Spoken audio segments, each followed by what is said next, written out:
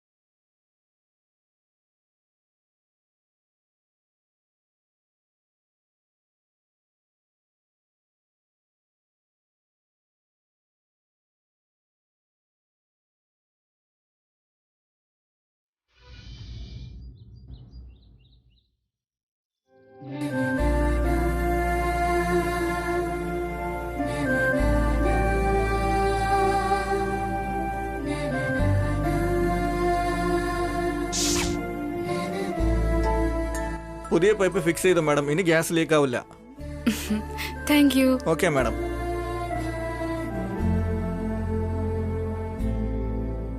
വസു, ആരാ അത്? ഗ്യാസ് നോക്കാൻ വന്നതാ. പൈപ്പ് ലീക്കായി ഗ്യാസ് എത്രയും പൊയ്ക്കൊണ്ടിരുന്നു. അതുകൊണ്ട് പുതിയ പൈപ്പ് ഫിറ്റ് ചെയ്യാൻ വന്ന ആളാ. അതെങ്ങനെയാ? രാത്രിയില് പ്രശ്നമൊന്നുമില്ലായിരുന്നല്ലോ. ഇന്നലെ രാത്രി പൈപ്പ് മുറിഞ്ഞ് ഗ്യാസ് ലീക്കായിക്കൊണ്ടിരിക്കുവായിരുന്നു. അങ്ങനെയാണോ? അപ്പോ നീ എങ്ങനെ രാത്രി ഫുഡ് കഴിച്ചത്?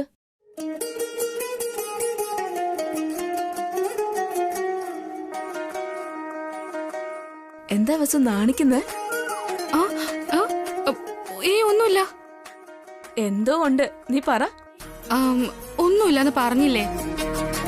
ഒന്നുമില്ലെങ്കിൽ പിന്നെ എന്തിനാ നാണിക്കുന്നേ? അയ്യോ, മറന്നേ പോയി. കുട്ടികൾക്ക് ഭക്ഷണം എടുത്തു കൊടുക്കണം, പിന്നെ കോഫി ഉണ്ടാക്കി കൊടുക്കണം.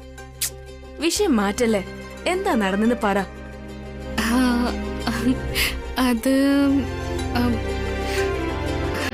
അത് പിന്നെ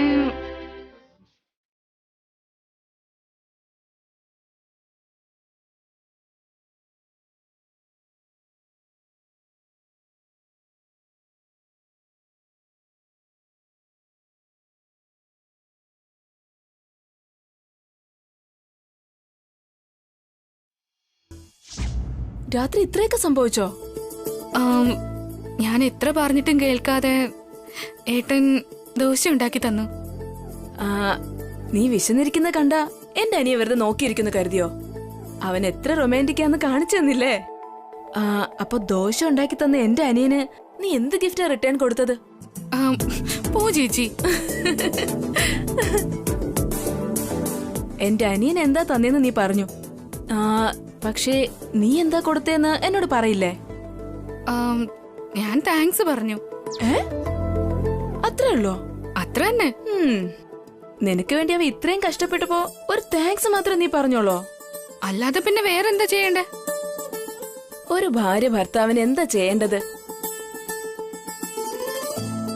നിങ്ങൾക്കിടയിൽ അടുപ്പമുണ്ടായി തുടങ്ങിയിരിക്കുന്നു വസു. അഭി നിന്നെ എത്രമാത്രം ഇഷ്ടപ്പെടുന്നു പറയാതെ പറഞ്ഞിരിക്കോ? അത് നീ മനസ്സിലാക്കണം വസു. എനിക്ക് മനസ്സിലാവുന്നുണ്ട് ചേച്ചി. അന്ന് എന്റെ ഏട്ടന്റെ കാര്യത്തിൽ നീ എടുത്ത റിസ്കില് അഭി നിന്നെ സപ്പോർട്ട് ചെയ്തു. അമ്മയുടെ വാക്കുപോലും ധിക്കരിച്ച് ഉണ്ണി അവൻ ദത്തെടുക്കുകയും ചെയ്തു. നിന്റെ കാര്യത്തിലൊക്കെ അഭിക്ക് എന്തുമാത്രം ശ്രദ്ധയാണെന്നറിയോ? നിന്നെ അവന് ഒരുപാട് ഇഷ്ടവാ. അതെ ചേച്ചി, ഒരുപാട് സന്തോഷമുണ്ട്. നീ മാത്രം അത് ഒറ്റയ്ക്ക് ആസ്വദിച്ചാ പോരല്ലോ, അഭിയോട് ആ സന്തോഷം പങ്കുവയ്ക്കണം. നിങ്ങൾ രണ്ടുപേരും സന്തോഷത്തോടെ ഇരിക്കണം വസു.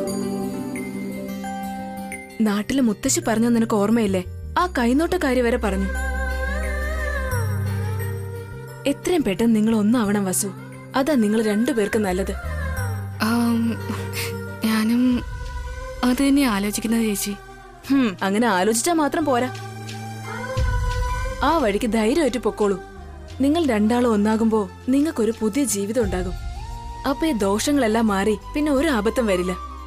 അതെ ചേച്ചി, അദ്ദേഹത്തിന് ആപത്തുണ്ടാവാൻ പാടില്ല. അബിയുടെ സന്തോഷം ഇപ്പൊ നിന്റെ കയ്യിലാ ഉള്ളത്. ഞാൻ പൂജാരിയോട് ചോദിച്ച് നല്ലൊരു മുഹൂർത്തം പറയാം. അന്ന് ചോദിക്കണമെന്ന് വിചാരിച്ചതാ, പക്ഷെ അത് നടന്നില്ല. ഇപ്പൊ നിങ്ങൾക്കിടയില് നടക്കേണ്ടത് ഒരേ ഒരു കാര്യം മാത്രമേ ഉള്ളൂ, ശരിയല്ലേ? ശരി ചേച്ചി.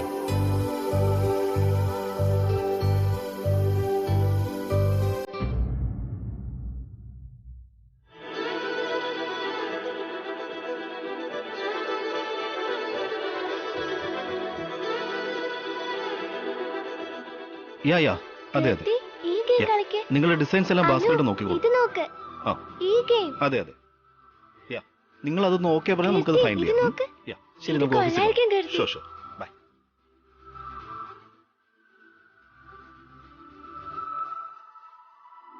ഇനി എന്താ ചെയ്യണ്ടേ?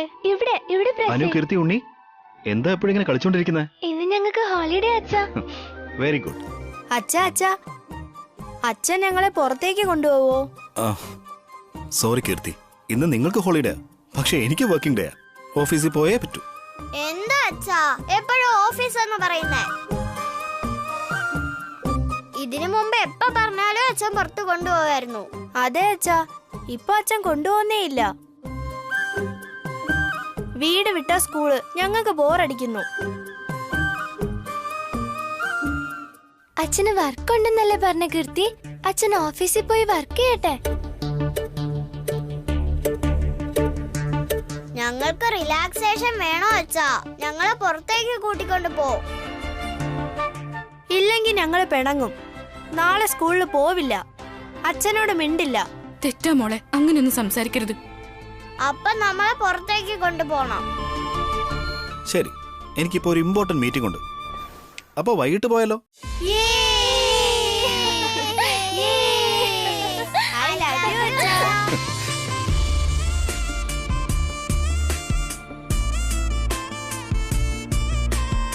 അനു, കീർത്തി, ഗെറ്റ് റെഡി. അപ്പൊ വൈകിട്ട് വന്നിട്ട് പോവാം. ഉണ്ണി ഇങ്ങ് വന്നേ.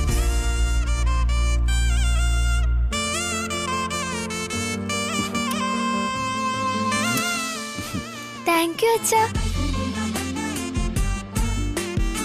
അപ്പോ have a good day. By.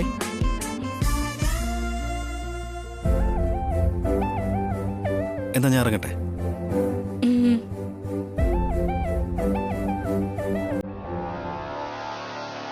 അമ്മേ, ഒരു മിനിറ്റ്.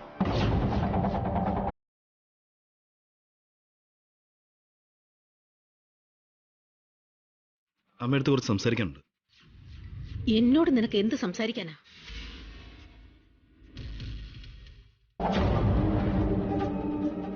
അമ്മയുടെ ദേഷ്യം ഇനിയും മാറിയില്ലേ? ഞാൻ ദേഷ്യത്തിലാണെങ്കിൽ ആർക്കാ നഷ്ടം? ഞാൻ വേദനിച്ചാൽ ആർക്ക് എന്ത് കുഴപ്പമാ? എന്റെ വാക്കിന് ഈ വീട്ടിൽ ഒരു വിലയും ഇല്ലാത്തപ്പോ എന്നോട് സംസാരിച്ചിട്ട് എന്താ പ്രയോജനം? ഞാൻ അമ്മയുടെ മനസ്സ് വേദനിപ്പിച്ചിട്ടുണ്ടെങ്കിൽ ഐ ആം എക്സ്ട്രീംലി സോറി. അതിന്റെ ഒന്നും ആവശ്യമില്ല.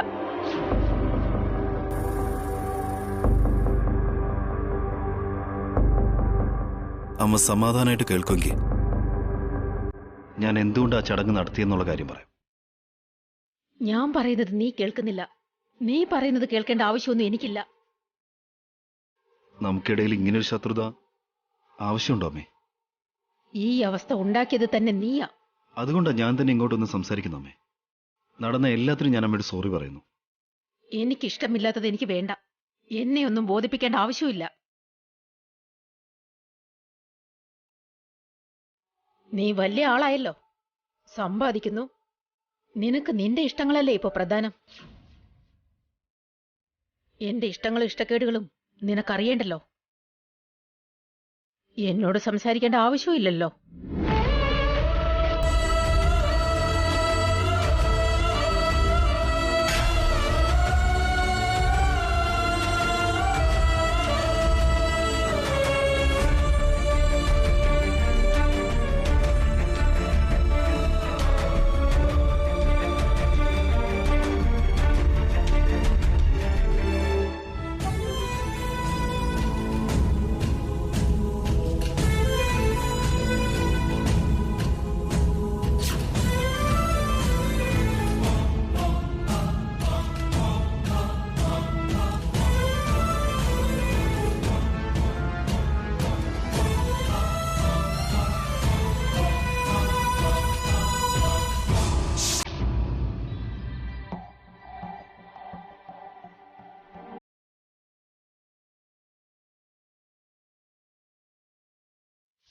അമ്മയടുത്ത് കുറച്ച് സംസാരിക്കാനുണ്ട്.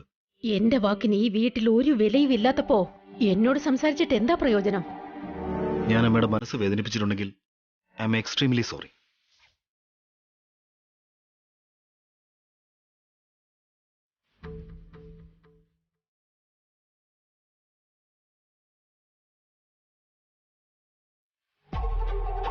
ജയന്തി,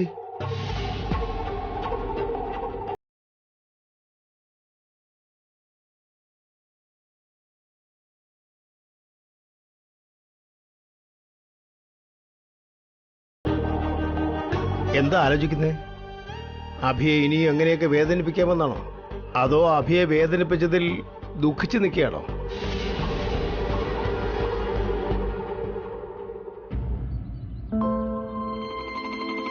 കുട്ടികളെ സംസാരം പഠിപ്പിക്കുന്നത് നമ്മളാ. അങ്ങനെയുള്ളപ്പോൾ കുട്ടികൾ നമ്മളോട് സംസാരിക്കാൻ വരുമ്പോൾ നീ ഇങ്ങനെ മിണ്ടാതിരുന്നാൽ അത് നല്ലതാണെന്ന് നിനക്ക് തോന്നുന്നുണ്ടോ? കുട്ടികൾ ദേഷ്യപ്പെട്ടാൽ നമ്മളാണ് അവരെ സമാധാനിപ്പിക്കേണ്ടത്.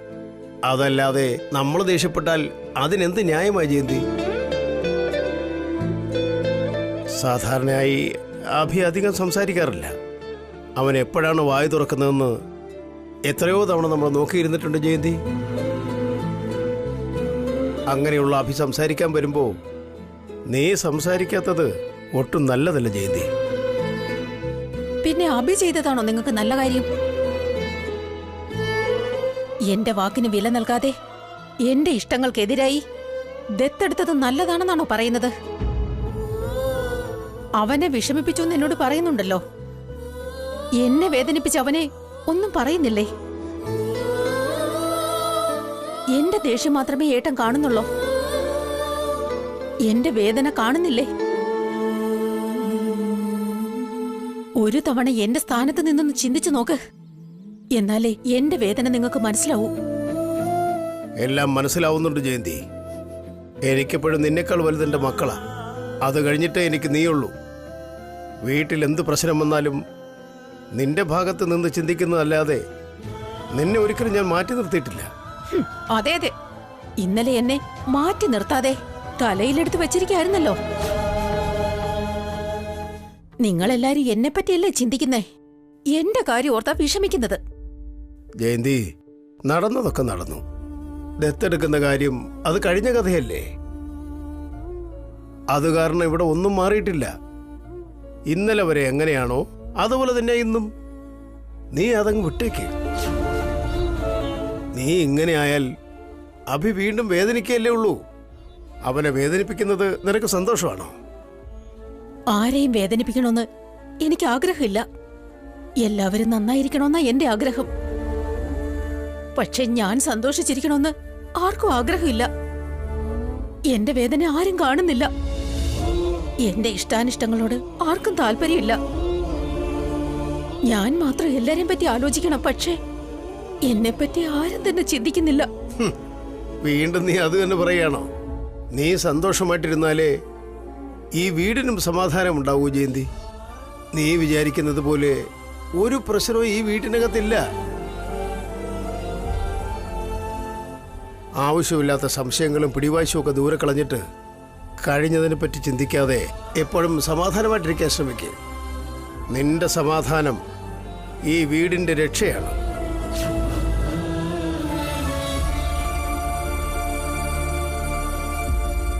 ആ അമ്മേ, സുഖ അമ്മേ. ഇവിടെ എല്ലാവർക്കും സുഖ, ഒരു പ്രശ്നവും ഇല്ല. ആ അച്ഛനെ ഞാൻ അന്വേഷിച്ചെന്ന് പറയണേ. ശരി അമ്മേ, ഞാൻ വെക്കട്ടെ.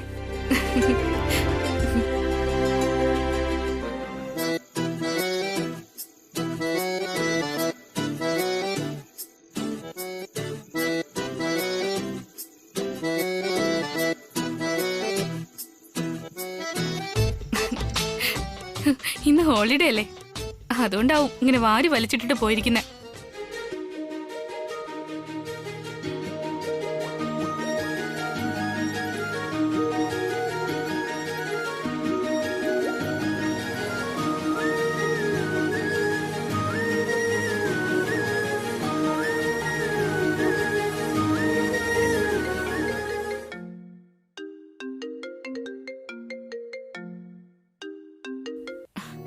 ഹലോ.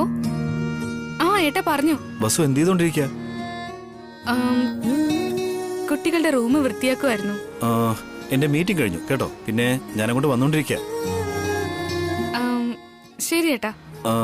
വസുന്ധര, അത് പിന്നെ ഞാൻ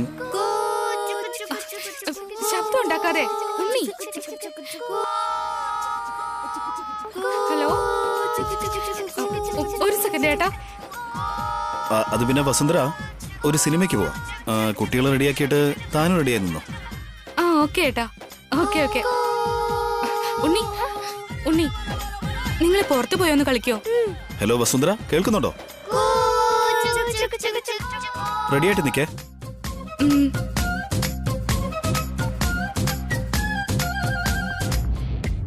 ഏട്ടൻ വീട്ടിലേക്ക് വന്നോണ്ടിരിക്കുകയാണെങ്കി പിന്നെ എന്തിനാ ഫോൺ ചെയ്ത്?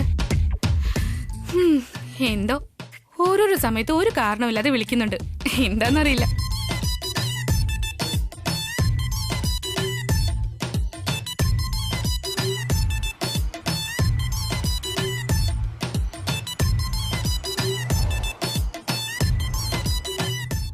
എവറി മൊമെന്റ് എൻജോയ് ചെയ്യണം. പിക്സ്, വീഡിയോസ് എല്ലാം എടുക്കണം. അത് ലൈഫ് ലോങ് നല്ല മെമ്മറീസ് ആയിരിക്കും. ഷോപ്പിംഗും ചെയ്തോളൂ. Happy journey darling. ബൈ. ആരാ മോളെ? എന്റെ ഫ്രണ്ട് സുപ്രിയാണ് ആന്റി. സുപ്രിയ, എന്തു പറ്റിയവക്ക്? ഇപ്പൊ കല്യാണം കഴിഞ്ഞതേ ഉള്ളൂ. ഇന്ന് അവര് ഹണിമൂണ് പോവാണ്. എങ്ങോട്ടേക്കാ പോന്നേ? സ്വിറ്റ്സർലാൻഡ്. അവിടെ എങ്ങനെയുണ്ട്? ലോകത്തിലെ ഏറ്റവും ബ്യൂട്ടിഫുൾ കൺട്രിയാണ്. അവിടെ ആൽപ്സ് മലനിരകളുണ്ട്. കണ്ടു തീർക്കാൻ നമ്മുടെ കണ്ണുകൾ തികയില്ല. നിനക്ക് എനിക്ക് അത് കാണാനുള്ള യോഗമൊന്നുമില്ല. ആരെങ്കിലും കണ്ടിട്ട് വന്ന് പറഞ്ഞാ കേട്ട് സന്തോഷിക്കാം. അവര് വീഡിയോ കാണിക്കുന്ന സമയത്ത് അത് കണ്ട് നമ്മുടെ കണ്ണ് നിറയ്ക്കാന്നല്ലാതെ ശരിക്കുള്ള സന്തോഷം അനുഭവിക്കാനുള്ള ഭാഗ്യം നമുക്കില്ല. എന്താ ആന്റി ഇങ്ങനെ പറയുന്നേ? സ്വിറ്റ്സർലാൻഡിൽ പോകാൻ എത്ര സമയം വേണം? പെട്ടെന്ന് പോവാലോ. പിന്നെന്താ നീ പോവാത്തെ? അവര് പോകുന്നു, ഇവര് പോകുന്നു എന്നൊക്കെ പറയുന്നു. നീ എപ്പോഴെങ്കിലും പോയിട്ടുണ്ടോ? നീയാണെങ്കി കോടീശ്വരന്റെ വീട്ടിൽ നിന്ന് വന്നവളാ. അഖിലാണെങ്കി പണത്തിന്റെ കുറവുമില്ല. എന്നാ നിങ്ങൾ കല്യാണത്തിന് ശേഷം ഹണിമൂണിന് പോയാ? അത്രയും ദൂരമൊന്നും പോയില്ലെങ്കിലും കുറഞ്ഞ പക്ഷം അടുത്തുള്ള സ്ഥലത്തെങ്കിലും പോയോ? അത് പോട്ടെ, ഒരു സിനിമയ്ക്കോ ഒരു റെസ്റ്റോറന്റിലോ പാർക്കിലെങ്കിലും പോയിട്ടുണ്ടോ? എപ്പ നോക്കിയാലും വീട്ടിൽ തന്നെയല്ലേ ഇരിക്കുന്നേ. നിനക്ക് എപ്പ നോക്കിയാലും മേക്കപ്പിന്റെ ഭ്രാന്ത്. അവനാണെങ്കിലോ ഓഫീസ്, വീട്. നിങ്ങൾ രണ്ടുപേരുടെ ലോകം ഇതായിപ്പോ. ആ ഭാവന ഭക്ഷണം ഉണ്ടാക്കി തരും. നീ മൂക്കുമുട്ട തിന്നിട്ട് ഏമ്പക്കം വിട്ട് ഉറങ്ങിക്കോളും. അത്രയല്ലേ? കല്യാണം കഴിഞ്ഞ് ഭർത്താവ് മരിച്ച എനിക്കും കല്യാണം കഴിഞ്ഞ് ഭർത്താവുള്ള നിനക്കും എന്താ വ്യത്യാസം? എനിക്ക് ഭർത്താവ് ഇല്ലാത്തതും കണക്കാ, നിനക്ക് ഭർത്താവ് ഉള്ളതും കണക്കാ.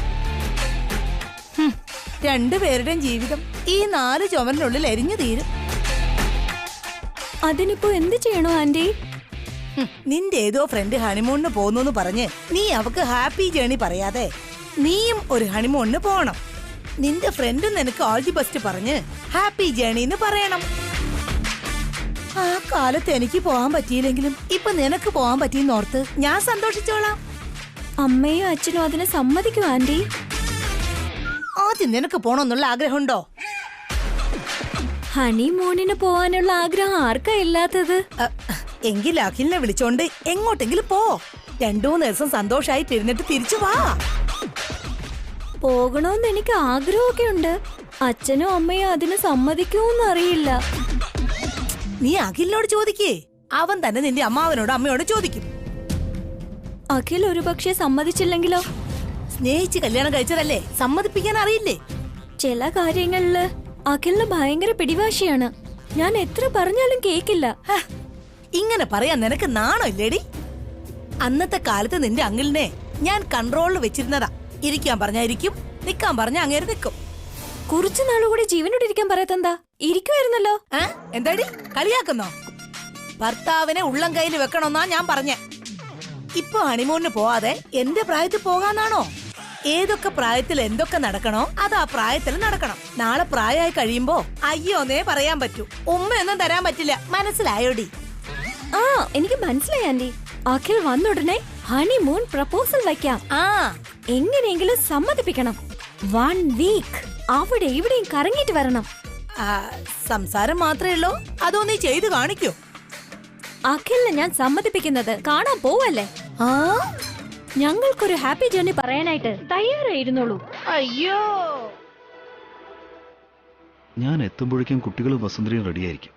സിനിമയ്ക്ക് പോയതിനു ശേഷം അവിടുന്ന് അവരെയും കൂട്ടി നേരെ റെസ്റ്റോറൻറ്റിൽ പോയി ഭക്ഷണം കഴിക്കാം.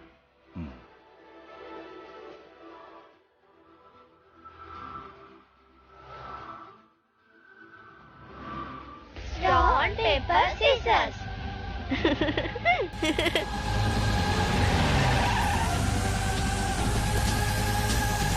Stone, paper, scissors.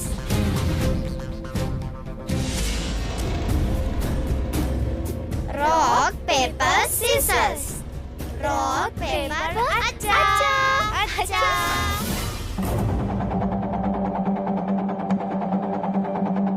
ഉണ്ണി, അനു, കീർത്തി, നിങ്ങളെന്താ റെഡിയാവാത്തെ? എന്തിനാ അച്ഛാ? അമ്മ നിങ്ങളോടൊന്നും പറഞ്ഞില്ലേ? ഒന്നും പറഞ്ഞില്ല അച്ഛാ. അമ്മ ഇപ്പൊ എവിടെയുണ്ട്? മുകളിലുണ്ട് അച്ഛാ, ബെഡ്റൂമിലാ. ശരി, വാ.